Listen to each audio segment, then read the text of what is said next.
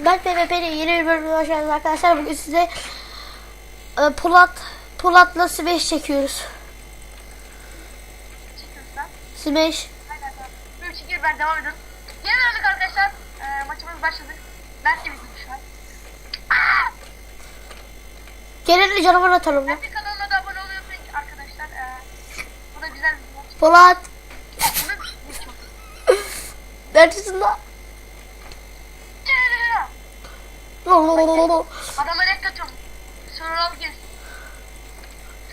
Polat adamlara. Bize Bir tane adam. Bunu satayım. Bir tane adam var. zaten onu öldürelim. Eleyelim. Bana vuruyorsun. Abi ben anlamıyorum kime vurduğumu. Bu adam evini ıslattı. Lan. Ne oldu lan? Baba. Kanki yardım dünyayı. Öldürdüm adamı. Adam gitti. Adamın bir canı kaldı, gel adam. Gel kanka. Öl.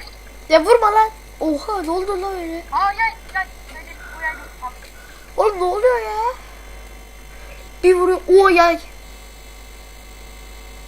Adam öldürek gel adam artık.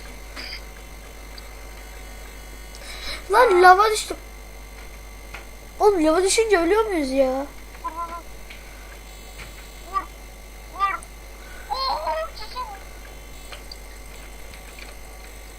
Abi.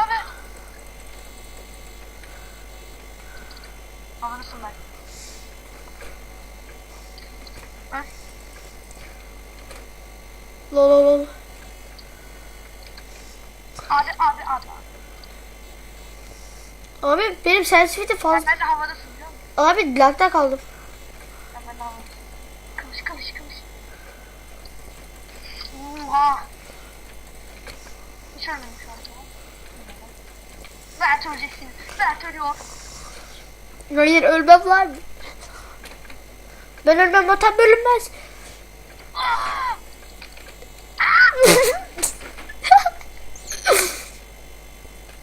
Vurma ya. Vurma Mert ya. Mert öyle olsun lan. Vurma lan adam gibi.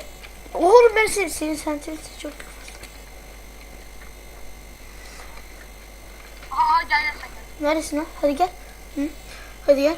Puf. Şerefsiz. Ya bastı salak. Gidene dur demeyiz.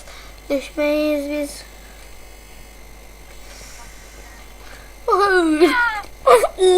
Oha Polat. Hacksin Polat. Ya Polat hacksin lan. Erken renk diyor baba. Ya oğlum hacksin bildiğin hacksin. Ya oğlum dibinde doğdun bir de. Renksiz diyor ya. Ya oğlum.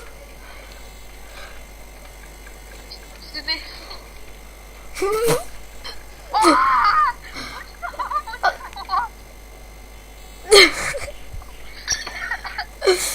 Ya abi var ya. Uçtu da bildir. Uçucuyuz. Uçuyoruz hele bu gece. Git lan öleceksin. Hadi gel bir el daha çekek.